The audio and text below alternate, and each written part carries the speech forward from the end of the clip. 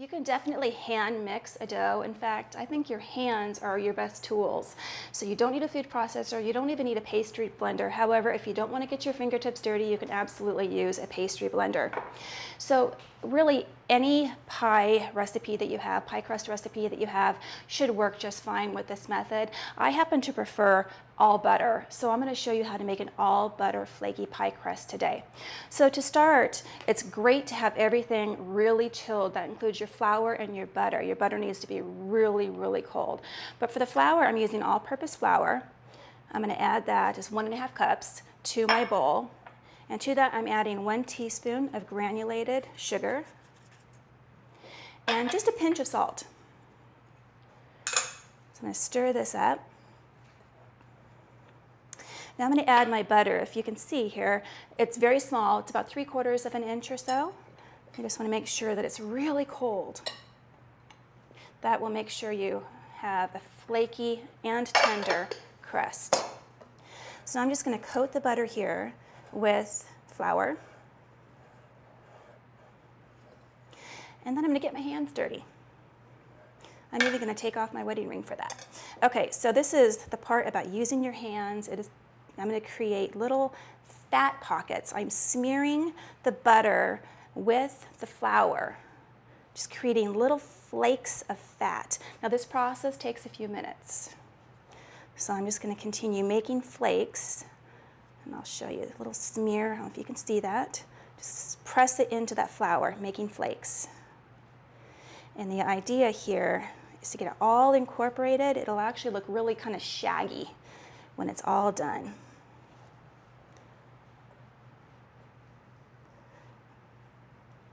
There we go.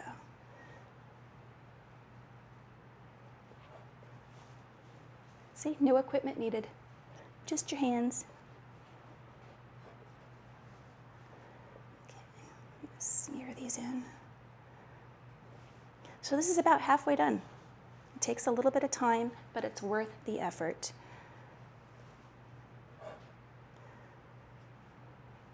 And I can feel that the butter is still really cold, but it's smearing into the flour really well. So we're getting there. There's a few more pieces that need to be smeared in here.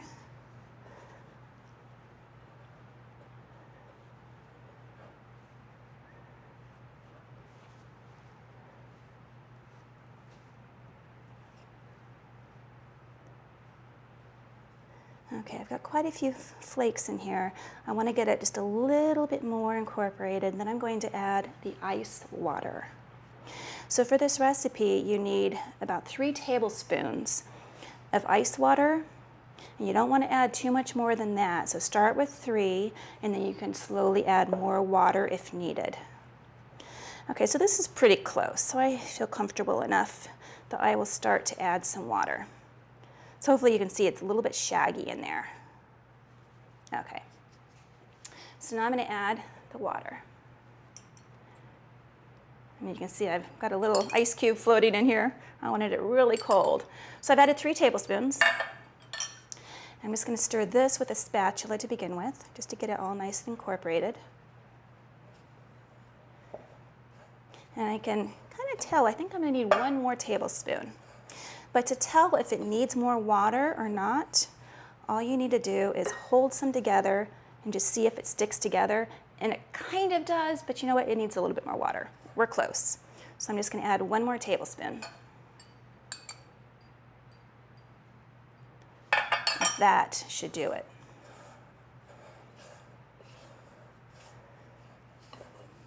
Make sure it's all incorporated. Then I'll test it one last time. Okay, that's done. See, it's holding together as a dough. That's what you want. So I'm going to try to form this into a ball in here. The idea is just to kind of get it all gathered together. And one tip that I like to do, just to make it come out easily, is I'm going to take some plastic wrap, and I'm going to add that inside the bowl. And this is going to help me kind of gather it into a ball.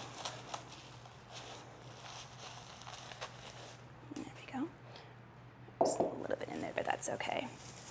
So I'm just going to use this to form it into a ball, and then I'm going to flatten it into a disc. So just very carefully pressing it into a disc. So this needs to chill for about 1 hour, and that's really it. I have one that has already been made, and I will show you what it looks like after it's been chilled. Okay, I'm going to add a little bit more flour so it doesn't stick onto my board here. Okay, so here's one that was made earlier. And I want you to be able to see, I'll roll this out and you can probably see more, but there's little flecks of butter in here. And these are going to create nice little steam pockets. This is what's going to create the most tender and flaky crust. Okay, so now I'm going to roll this out. You want to roll it out to about 13 to 14 inches in diameter. Make sure that your rolling pin is nice and floured too.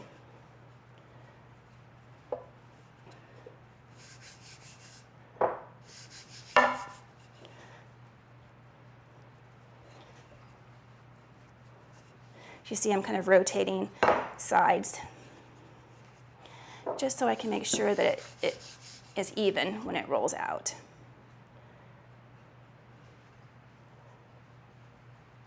So hopefully you can see a little bit of the pockets of butter in here. So once this is out to the correct diameter, you really want to make sure it's also about 1/8 of an inch in thickness. You can transfer it to your pie plate. And really that's it. And you didn't really have to dirty up your food processor. So we're almost there.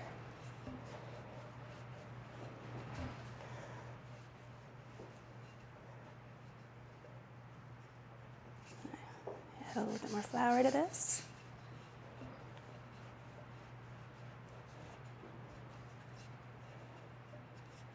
See, couldn't be any easier.